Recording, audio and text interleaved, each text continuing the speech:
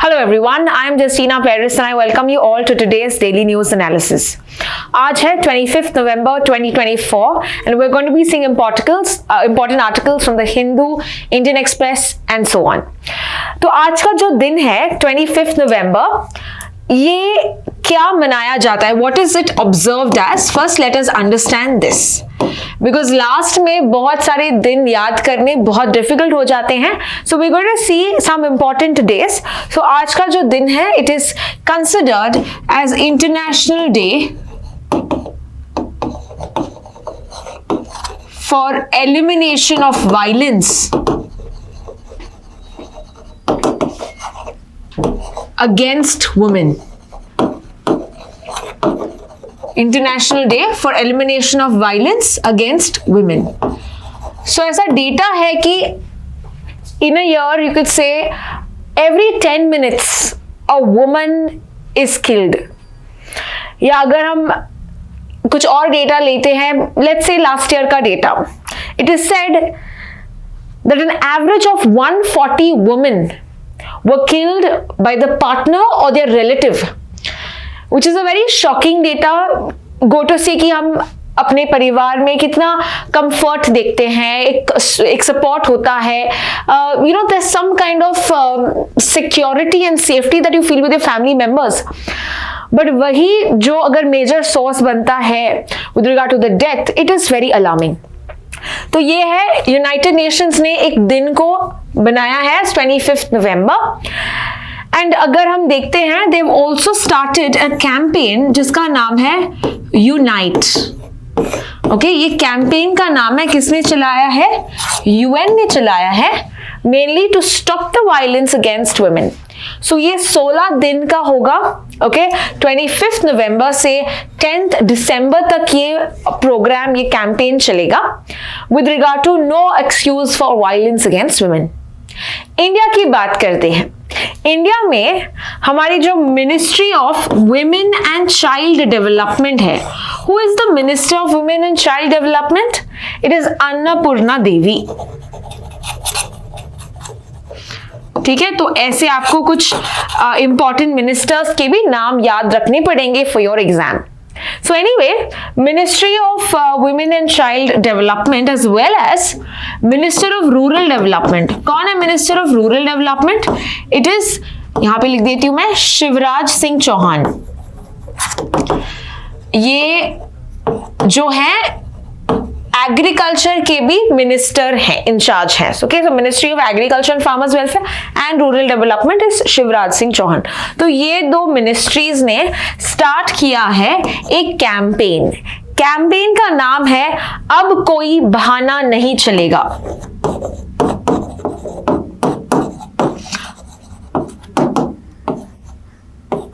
Okay, so you can write these important facts, important campaigns that is started.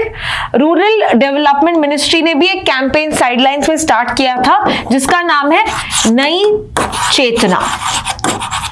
और ये दोनों campaigns का यही मकसद है कि हाईलाइट करो, अवेयर करो with regard to the growing violence against women.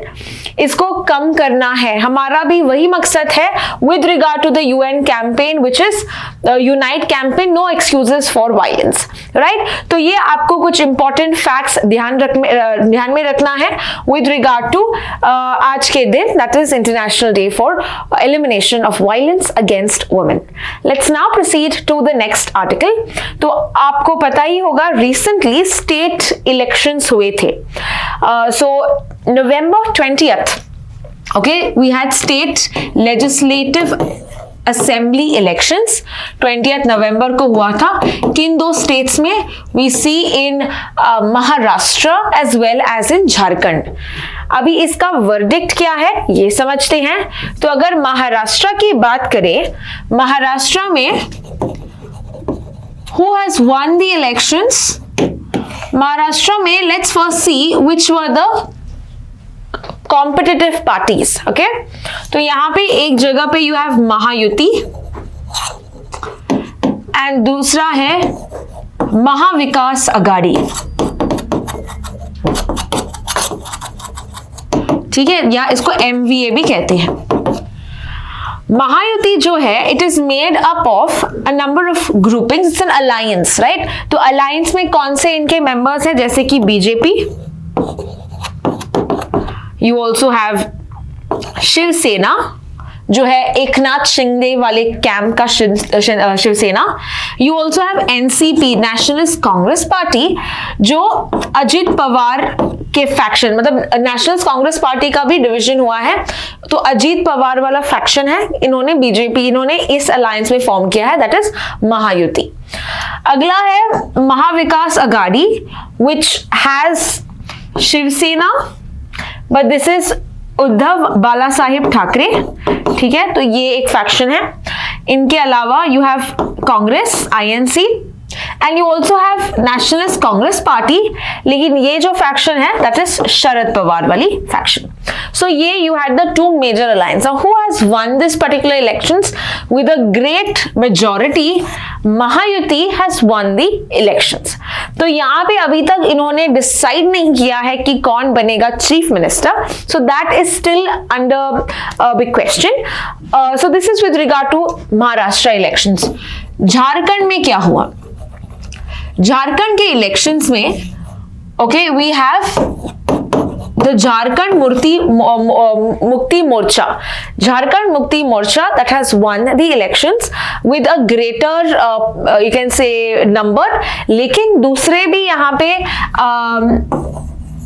Parties ने उनको ज्वाइन किया। So it's a JMM led alliance, but दूसरे पार्टीज जैसे कि आरजेडी, कांग्रेस है, ठीक है, तो ये सारे मेंबर्स या ये सारे भी इंडिया के जो पार्टीज है इन्होंने भी ज्वाइन किया। India, this is another name, आपने सुना होगा एनडीए एक ऑपोजिशन था, इंडिया एक ऑपोजिशन था, Congress led grouping, so INC, RJD, लेकिन जेएमएम पार्टी को बहुत ज्यादा वोट्स मिले।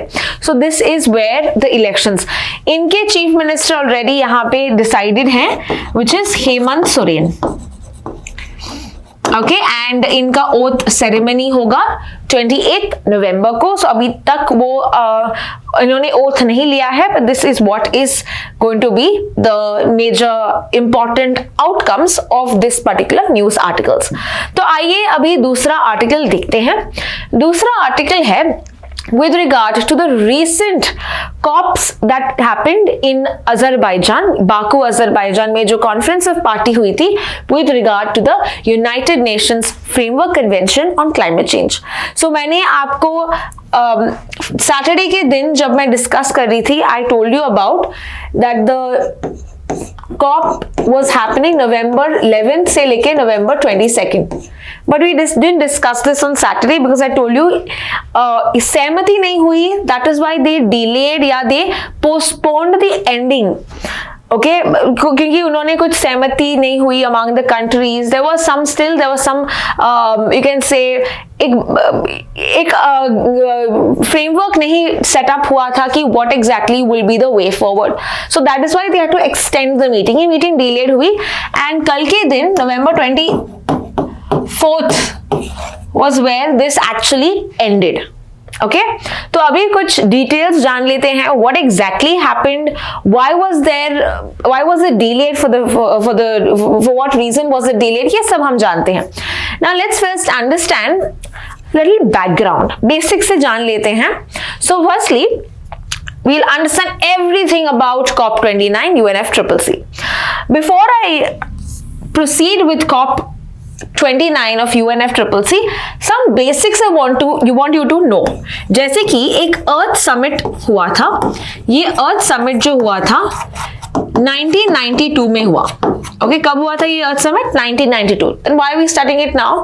Because इसके वजह से ही निर्माण हुआ of 3 important bodies. ओके, जैसे कि UNFCCC, then we have UNCBD and UNCCD. So this Earth Summit was responsible for the outcome of 3 important conventions. एक climate change के बारे में, that is why UNFCCC, United Nations Framework Convention on Climate Change. दूसरा है biodiversity से related, that is why the name United Nations Convention on Biodiversity. और तीसरा वाला है desertification. ओके जहां पे डिफॉरेस्टेशन के कारण we also see loss of land going barren, infertile, और we are so dependent on the land because यही लैंड हमको देता है with so many resources with regard to crops. हमारे सस्टेनेंस के लिए लैंड कितना इंपॉर्टेंट है, राइट? सो इसीलिए ये आया United Nations convention to combat desertification. तो ये 3 कन्वेंशंस आए थे 1992 के अर्थ समिट, जिसको हम रियो समिट भी कहते हैं। इनको रियो समिट क्यों कहते हैं? Because it was in Rio de Janeiro, जो ब्राजील का एक शहर है, वहां पे ये समिट हुआ था। Okay, so this is with regard to where is the origin or genesis of United Nations Framework Convention. अभी हर ऑर्गेनाइजेशन का कॉन्फ्रेंस ऑफ पार्टीज होता है। ये conference of parties is nothing but meetings. Okay, ये meetings होते हैं जहां पे सभी मेंबर कंट्रीज साथ में आते हैं और डिस्कस करते हैं ऐसे इंपॉर्टेंट एनवायरमेंटल रिलेटेड इश्यूज पे। तो अभी जो हम कॉप की बात कर रहे हैं, ये UNFCCC का कॉप है। तीनों का कॉप होता है, बट अभी हम स्पेसिफिकली इसका कॉप डिस्कस कर रहे हैं। और कौन सा वाला कॉप है ये? कॉप नंबर 29, यानी मीटिंग नंबर 29 की बात। मीटिंग नंबर 29 कहां पे हुआ? So the COP 29 happened in a place called as Baku, which is the capital of Azerbaijan. तो यहां पे 29th कॉप की अगर हम बात करें, some important facts that you have to remember. ये हुआ था नवंबर 11 से 22nd, but I told you this postponed and it was till November 24th that this happened. इनका ऑब्जेक्टिव यही था to ensure a transparent, impartial and inclusive process for climate action. We will discuss this in detail. Slogan पूछ सकते हैं, slogan ध्यान में रखना है। It means in solidarity for a green world. और इस बार का थीम जो था with regard to COP 29, it is investing in a liveable planet for all. Okay, so this is the theme. ये इनका लोगो है, this is the logo that you can see, and here you have the COP 29। So you have the बुट्टा, जैसे motives कहते हैं इसको। सो ऐसे you have about 5 motives and this is making the logo of the COP 29। इनका major pillars is with regard to कैसे हम क्लाइमेट एक्शन एफर्ट्स में स्टेप्स उठाएं, पॉलिसीज क्या लेके आए, further what were the actions that we need to take for the implementing the climate policies. तो ये हमने बस मोटा मोटी देखा है कि what exactly are the pillars for action. Then we also see the president of COP29 who is Mukhtar Babayev. Okay, Mukhtar Babayev. और ये याद रखना कि ये प्रेसिडेंट या प्राइम मिनिस्टर नहीं है अजरबैजान के, ये इनफैक्ट मिनिस्टर है अजरबैजान के इकोलॉजी एंड नेचुरल रिसोर्स। जैसे कि इंडिया में we have the ministry of environment, forest and climate change, तो वैसे ही उनके एनवायरनमेंट मिनिस्ट्री, इकोलॉजी मिनिस्ट्री का मिनिस्ट्री है। कौन है? मुख्तार बाबायेव, जिनने इस कॉप 29 को प्रिसाइड किया। अगर क्वेश्चन आता है अजरबैजान के पीएम का नाम क्या है, then it is Ali Assadov. Okay, Ali Assadov जो है प्राइम मिनिस्टर अजरबैजान के। Alright, and the focus areas we just said, we wanted to increase our commitments, strengthen our commitments with regard to Paris Agreement, कैसे हम climate finance action पे decide करें, ये सब। Now, to understand what exactly are the key areas, let's go back in time और देखते हैं कौन से दूसरे कॉप्स हुए हैं। ओके, सो अभी हम बस इंपॉर्टेंट कॉप्स करेंगे, नहीं तो we have to go all the 28 COPs, all the 28 meetings, वो नहीं कर रहे हम। जो इंपॉर्टेंट वाले हैं बस वो ही देखेंगे, right? So let's see the first COP. पहला कॉप ऑफ UNFCCC कहां पे हुआ? This happened in Berlin, which is in Germany, right? तो ये 1995 में पहला कॉप हुआ, विच लेड द फाउंडेशन कि हमको हमारे ग्रीन हाउस गैसेस के एमिशंस जो है इसको कम करना है, इसको रिड्यूस करना है। Okay, so this is the first COP पे दे स्टार्टेड, फाउंडेशन हमने ले किया। इसके बाद वी हैव कॉप 3। ठीक है, कॉप 3 कहां पे हुआ? This happened in Kyoto protocol. Kyoto is in Japan. So 1997 में तीसरा कॉप हुआ, second COP happened in Geneva, I am not going to discuss with that. Third COP important है जहां पे we discussed about binding emissions. उन्होंने अभी बोला कि आपको कितना कम करना है, तो ये डेवलप्ड कंट्रीज पे कुछ उन्होंने टारगेट्स थोपे, ठीक है, बिकॉज डेवलप्ड कंट्रीज की वजह से ही यहाँ पे ग्रीन हाउस गैसेस के एमिशन ज्यादा हुए हैं, बिकॉज वो इंडस्ट्रियल रेवोल्यूशन करते थे, जैसे कि वेस्टर्न कंट्रीज, राइट। बेचारे डेवलपिंग कंट्रीज या आइलैंड कंट्रीज या अफ्रीका जैसी कंट्रीज, उन्होंने कुछ नहीं किया with regard to increasing emissions, right, because वहां पे तो इतना डेवलपमेंट है ही नहीं। सो किसने ज्यादा किया, उनको ज्यादा पनिशमेंट देना था, तो इसीलिए we see the Kyoto protocol did just that. तो यहाँ पे लीगली बाइंडिंग एम्बिशंस आए for the developed countries, okay. Then we have COP15. Okay, now we'll go directly to COP15, which is 2009 में कोपेनहेगन। कोपेनहेगन कहाँ पे है? It is the capital of Denmark. तो Copenhagen accord में जो 2009 में आया COP15 15th मीटिंग, यहाँ पे उन्होंने रिकॉग्नाइज किया कि हम 2 डिग्री का टारगेट सेट करें। Okay, we should not allow the warming of the earth, global warming का एवरेज टेम्परेचर हमको 2 डिग्री सेल्सियस से बढ़ाना नहीं है, नहीं तो और भी हमारे अर्थ के लिए हानिकारक होगा। It's going to be problematic, climate change can be worsening. So they set this target in this particular Copenhagen accord. ये रिकॉग्नाइज किया, इन्होंने सेट नहीं किया तभी, क्योंकि सेट जो कमिटमेंट है ये पेरिस के टाइम पे हुआ, यहाँ पर उन्होंने रिकॉग्नाइज किया। Got it? And they also said कि $100 बिलियन हर साल डेवलप्ड कंट्रीज मेंटेन करेंगे, ताकि डेवलपिंग कंट्रीज में जो प्रोजेक्ट्स है विद रिगार्ड टू कैसे वो ग्रीन हाउस गैस एमिशंस को कम कर सकते हैं, क्लाइमेट एक्शन, क्लाइमेट चेंज से बच सकते हैं, ऑल ऑफ दिस के लिए कुछ पैसे उनको जरूरत थे। सो दे सेट कि कितना उनको पैसे देने पड़ेंगे। How much is that? $100 billion per year, right? So this is going to be taken by the developed countries. Next we have COP21 जो 2015 में आया। There was this COP, it happened in Paris, France, and here the most important Paris Agreement, which I discussed in the last class, right? Paris Agreement, because why did we discuss Paris Agreement in the last video? Because Argentina is planning to get out of this Paris Agreement, right? I hope you remember. Anyway, तो Paris agreement में हमने देखा था क्या कि we have to limit the global warming. Okay, हमने target रखा 2 degree Celsius और 1.5 is a safer limit is what we said. 2 degree से ज्यादा नहीं होना चाहिए, it should not exceed 2 degree Celsius. So this was discussed in Paris agreement. फिर आते हैं COP23। COP23 कहाँ पे हुआ? दिस हैपेंड इन बॉन। बॉन कहाँ पे है? बॉन is in Germany. In fact, Bonn, Germany is also the headquarter of UNFCCC. ठीक है, UNFCCC का हेडक्वार्टर कहाँ पे है? बॉन, जर्मनी। तो उस कॉप में जो 2017 में हुआ, they talked about a Talanoa dialogue. Now what is Talanoa? Talanoa जो है, it is a Fijian word या Pacific Islands में जो word है Talanoa, which talks about inclusive dialogue, transparent dialogue, participatory dialogue. और यही चाहिए था अगर हमको क्लाइमेट चेंज से बचना है, उनके एडवर्स इफेक्ट से बचना है। So that is what they started with the Talanoa dialogue to review the progress कि हमने क्या क्या किया है, प्रोग्रेस कैसे हुआ है विद रिगार्ड टू या क्लाइमेट चेंज। तो ये 2017 में हुआ था COP23।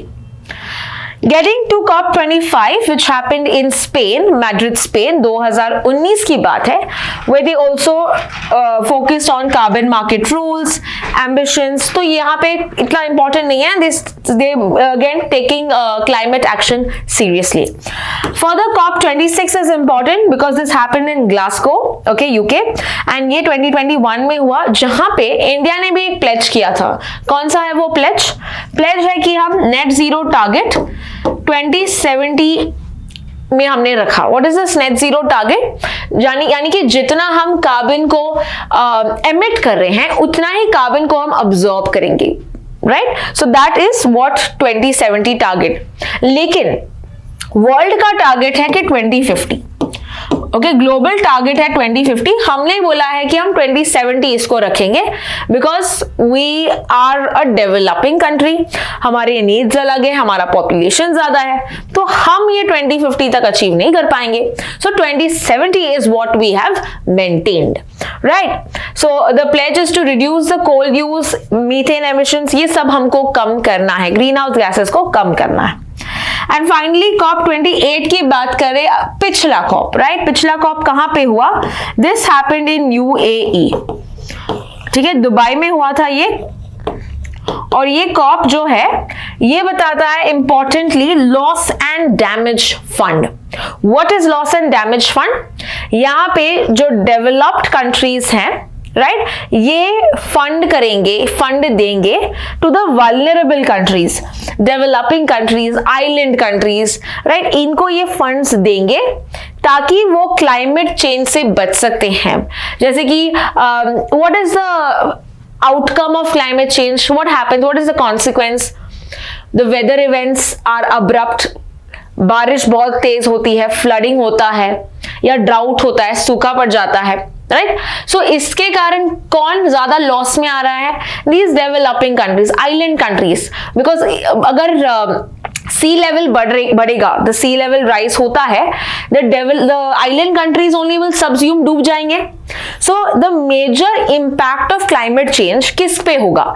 डेवलप्ड कंट्रीज या डेवलपिंग कंट्रीज, या जो लीस्ट डेवलपिंग कंट्रीज है, right. The developing and the least developing countries, इन पे ज्यादा असर पड़ेगा, right. So therefore they said they will create a fund to help them adapt with regard to the climate impacts. तो ये था loss and damage fund. So ये हमने क्विकली देखा है which were the important COPs. And now let's go to today's article back. So India जो है ना खुश है with regard to the recent COP 29. Will understand why. So यहां पे there is something known as NCQG. What is NCQG? This is the new collective quantified goal. मैं यहां पे लिख देती हूं, new collective quantified goal. What do you mean by this? तो यहां पे they decided कि जो डेवलप्ड कंट्रीज है ये फंड देंगे, हर साल ये कुछ फंड्स लेके आएंगे to help the countries in helping them in with regard to climate change. Do you remember Copenhagen Accord? कब था ये COP? We discussed this COP 2009, right? 2009 का ये है. So COP 15 में इन्होंने डिस्कस किया था, कोपेनहेगन में हमने देखा था कि कंट्रीज कितना बिलियन डॉलर्स देंगे. $100 billion. I hope you remember that. I just showed you that slide, right? ये अब भी डिस्कस किया था हमने. $100 billion हर साल वो मैनेज करेंगे. बट क्या ये conditions were met? Was this amount met? The answer is no. This was unmet. तो उन्होंने in the COP they decided we have to ensure that we get a new goal, right? A new target, और इसको हमको follow करना है.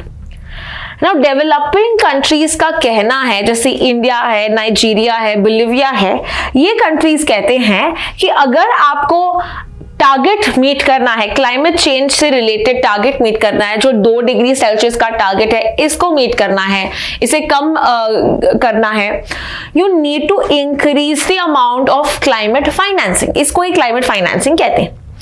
So what did the developing countries aim for? इन्होंने demand किया कि $1.3 trillion is a must. अगर climate change से बचना है, अगर उनको केटर करना है, they require this kind of funding. According to the COP 29, what was decided? उन्होंने इस 100 बिलियन को इंक्रीज करके किया 300 बिलियन. अब ये जान लो कि ये जो 100 बिलियन है कितने साल पुराना है. ये this was in 2009, right. We are in 2024, almost 2025, right. So अगर आप देखोगे 13 साल के बाद भी आप कह रहे हो कि 100 बिलियन का बस 300 बिलियन आप बनाओगे हर साल, which is a very short sighted amount. India says too little too distant. So यही है कि उन्होंने कहा कि ये हम बेस रखेंगे and we will end up giving 1.3। Base मतलब हम यहां से स्टार्ट करेंगे एंड देन ग्रेजुअली हम इंक्रीज करेंगे। बट इंडिया और उनके अलाइक कंट्रीज जरा सर इसको बोलते हैं that it is a illusion, ठीक है, इससे कुछ नहीं होगा, ठीक है। So this is what they are saying. So ये 1.3 बिलियन जो है we were demanding by 2035, but अभी जो गोल सेटअप किया है with regard to this is 300 billion by 2035। तो 2035 से annually ये 300 billion accumulate करेंगे। So that is what this particular agreement was all about। According to the Paris Agreement की बात करें, the goal was 100 billion to be agreed by 2025, higher than 100 billion। So ये तो हमने condition meet तो की है, but this is like the bare minimum that they've done। Okay, अगर उनको सच में क्लाइमेट चेंज से कुछ चेंजेस करने थे, they should have increase the amount to 1.3 trillion is what the climate activists say। तो इसीलिए बिकॉज ऑफ दिस ना सहमति अमंग द मेंबर कंट्रीज ये 2 दिन ये एक्सटेंड हुआ था क्लाइमेट चेंज के टॉक्स COP29। बट अभी फाइनली इन्होंने ये डिस्कस किया कितना ये हेल्प करेगा, ये गोल कितना बेनिफिशियल है, this only time will tell. Anyway, let's proceed to the next article. तो अगला आर्टिकल है with regard to Vidya Lakshmi scheme. Okay, PM Vidya Lakshmi scheme. So according to the article ये कहता है कि एजुकेशन लोन्स बढ़ गए हैं। ओके, पीएम विद्या लक्ष्मी स्कीम की वजह से पहले ही एजुकेशन लोन्स बढ़ गए थे और भी ये स्कीम की वजह से और भी बूस्ट होंगे, is what the article is saying. Now इसके लिए you of course have to know what exactly ये स्कीम है और इससे ये क्या कैसे फर्क पड़ेगा। Let's understand with regard to Pradhan Mantri Vidya Lakshmi scheme.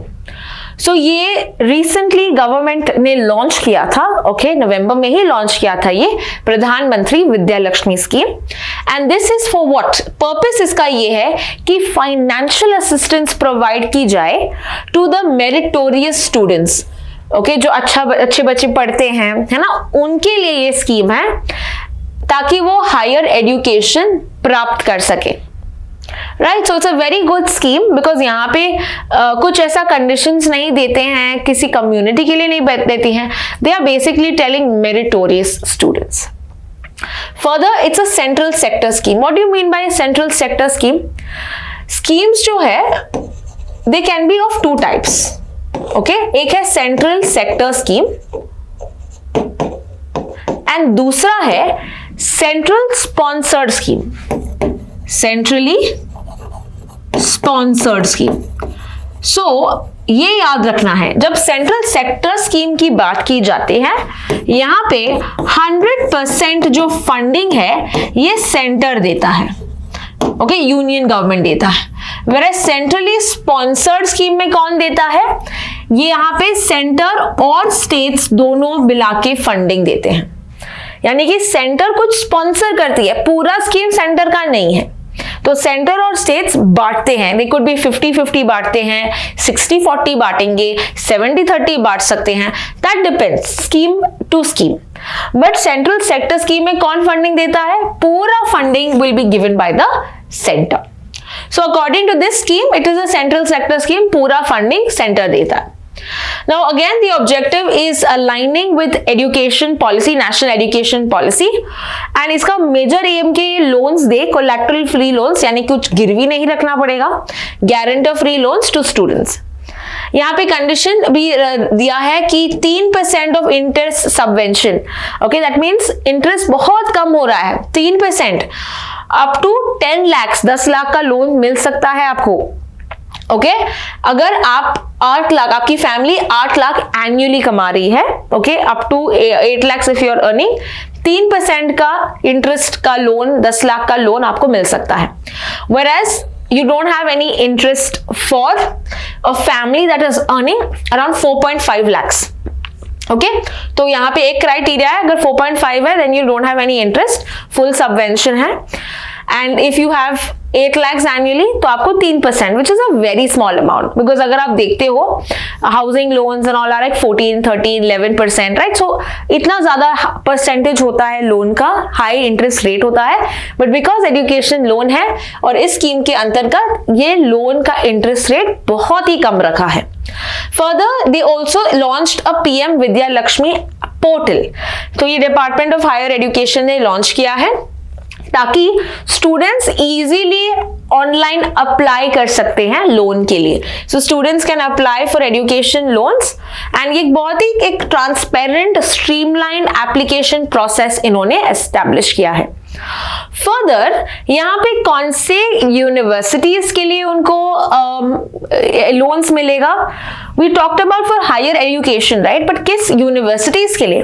Now that is with regard to the NIRF ranking colleges. What is the NIRF? That is the national institution ranking framework. तो ये 2015 में आया था. मिनिस्ट्री ऑफ एजुकेशन रैंक करती है हर साल government private institutions को with regard to various spheres. Pharmacy colleges है, इंजीनियरिंग है, मेडिकल कॉलेजेस है. So they rank these colleges. So national institutional ranking framework 2015 ministry of education ने लॉन्च किया था. सो यहाँ पे कहता है कि जो टॉप 100 यूनिवर्सिटीज हैं, राइट, उनके लिए आपको लोन मिलेगा. So if you get admission to the top 100 colleges, then you can get a very good loan to study in this as well. So government and private में भी allowed है. इसलिए private में आपको पता ही है फीस बहुत ज्यादा होती है, right? So इसमें 10 लाख से ज्यादा भी होती है fees. So here you see that the students are able to complete the education because the university is very good. Further यहाँ पे जो 100 और 200 के बीच में वाली भी रैंकिंग है, यहाँ पे भी कुछ उनको लोन्स मिल सकता है. So this is with regard to the Pradhan Mantri Vidya Lakshmi scheme, जहाँ पे लोन्स दिया जाता है टू स्कॉलर्ड या मेरिटोरियस स्टूडेंट्स. अगला आर्टिकल अभी देखते हैं. अगला आर्टिकल है प्लास्टिक ट्रीटी से रिलेटेड. ना आज के दिन यहाँ पे एक मीटिंग चलेगा. कहाँ पे ये मीटिंग चल रहा है? बुसान. बुसान कहाँ पे है? Busan is in South Korea. So what is happening? Let us quickly understand. Busan south Korea में एक मीटिंग चलेगा. This is the final round of meeting, mainly to end plastic pollution. So आपको यहाँ पे कुछ बैकग्राउंड दिया जाए. Plastic pollution is one of the major problems that we find in the environment today. ऐसा कहा जाता है कि 85% जो मरीन का पॉपुलेशन है इस प्लास्टिक्स की वजह से. And India is reeling with this problem. India की बात किया जाए, then we see that India is the top most emitter of plastic pollution. India ranks 1 with regard to plastic pollution. And ये चौंकाने वाली बात नहीं है. How many of us have seen plastics lying around in their houses, in their colleges, in their universities, schools, marketplaces. roads में चलते हो तो भी आपको एक प्लास्टिक का थैली दिखेगा ही, right? अगर आप शॉपिंग करने जाते हो, all the shopkeepers give you plastic का थैला, right? So ये तो जाहिर सी बात है कि yes, India is topping the list with regard to plastic emission, but this is not good for the environment and everybody knows and everybody is aware of this.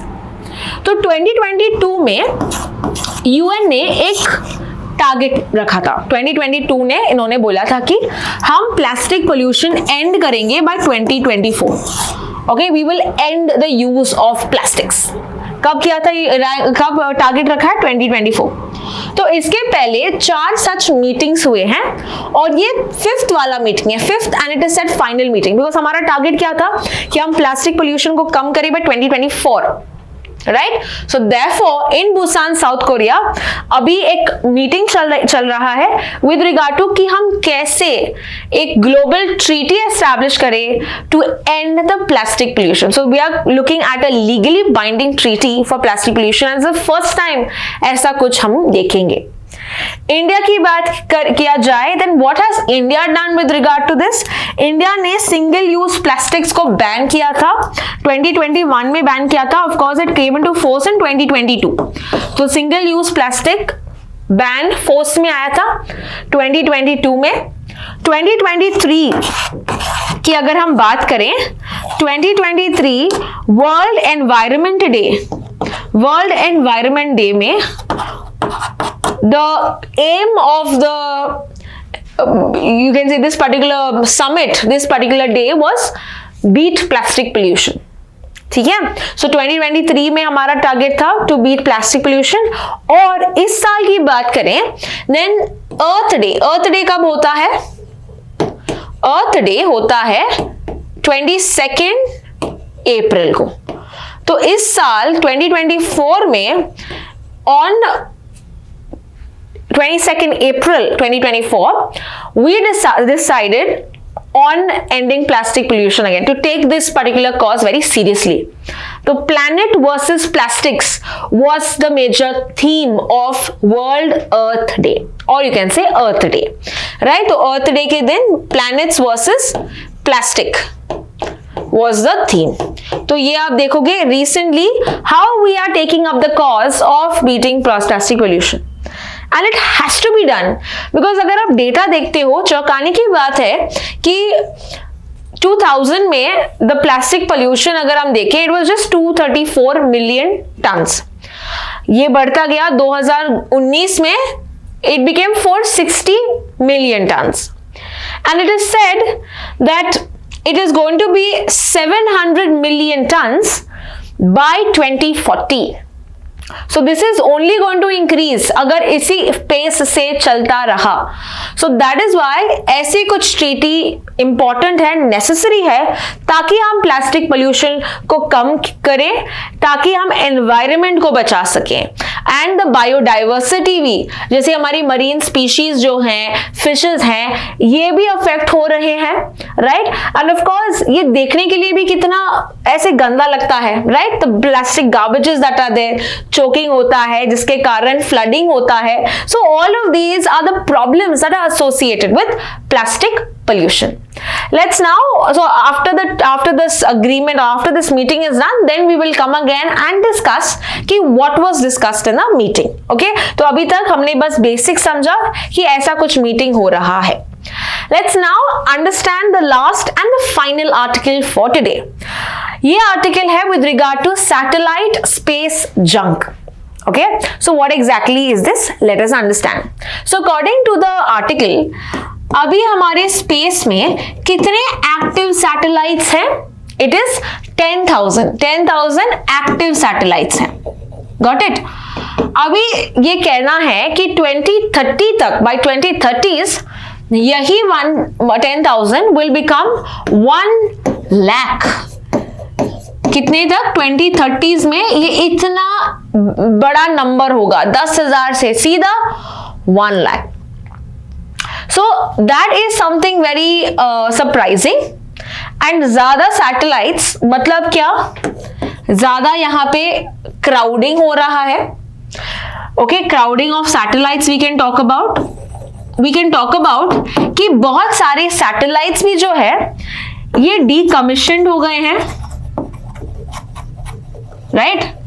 Decommission का मतलब इनका term खत्म हो चुका है, इनका जो एक्टिविटी है ये बंद हो चुकी है। So you can call them as dead satellites. So बहुत सारे इनमें से डेड हो गए हैं and this can cause a problem of what? अगर ये ज्यादा अक्यूमुलेट होते हैं हमारे स्पेस में, what is going to happen? First thing, they are going to interrupt. Okay, they are going to interrupt with the active satellites और हमने देखा कि कितना बड़ा ये active satellites हम देखेंगे। So interrupt करेंगे with the active satellites, right? They can attack them, they can collide with them, right? तो यहाँ पे collision हो सकता है। Further, ये जो satellites हैं ये एटमॉस्फेयर में भी बर्न हो सकते हैं, अर्थ के एटमॉस्फेयर में बर्न हो सकते हैं, जिनके कारण ये डिकम्पोज होंगे या कुछ ये पोल्यूटेंट्स रिलीज करते हैं, राइट? बिकॉज व्हेन ये satellites, because these are form by metals, right? तो ये मेटल भी जब डिकम्पोज होता है या हम देखते हैं कि बर्न होता है, ये भी कुछ धुआं छोड़ेंगे, पोल्यूटेंट्स छोड़ेंगे. ये pollutants will not only be ozone के लिए harmful, so they will be acting as ozone के लिए depleting substance, ozone depleting substance. Further they can also increase harmful UV radiation. ये यूवी रेडिएशन को ज्यादा से ज्यादा बढ़ा सकते हैं ये पोल्यूटेंट्स भी, because they can absorb the UV radiation and they can further be harmful for the earth and for the people living in it. तो यहां पे अगर हम देखें, these are some major problems with regard to your satellites अगर overcrowding होगा, right? इतने सारे problems है. इस problems को हम कहते हैं Kessler syndrome. What is the name? Kessler syndrome. Now who gave this name Kessler syndrome? It is based on a NASA के scientist जिसका नाम था Kessler. तो इन्होंने यहाँ पे नाम दिया है Kessler syndrome with regard to increasing space junk. इसको हम कहते हैं space debris. What is the name for this space junk? It's also called as space debris. Okay, S को silent होता है इसलिए debris बोलते हैं इसको. So space का कचरा या space debris और space junk in short is very harmful, right?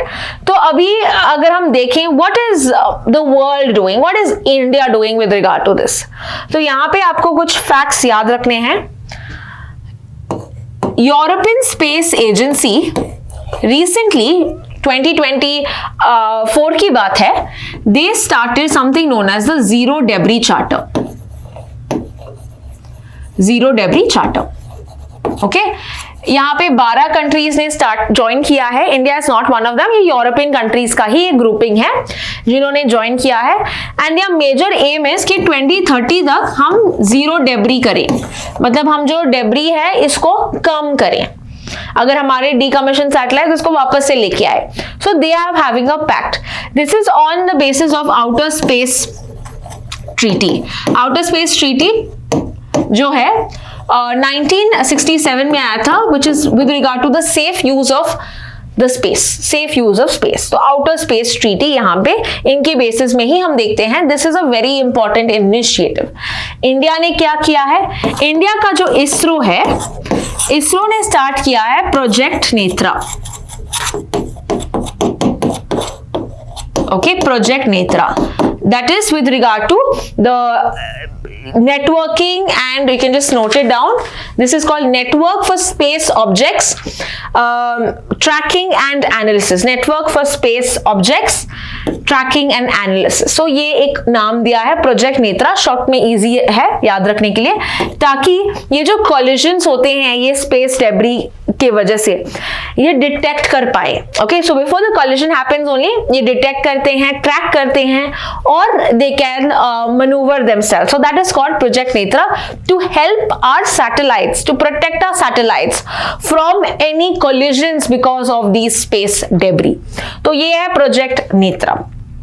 So here we see how India has also kept a target of 2030 ताकि वो स्पेस के जो कोलिजन्स हैं, स्पेस डेब्री है, जैसे हम जो सैटेलाइट्स कर रहे हैं, डीकमीशन हो रहा है, उसको वापस लेने का जो तरीका है ये भी हम अभी स्लोली बना रहे हैं. So this is with regard to the space junk and the space debris, and that's all with today's articles. Don't forget to watch the next video.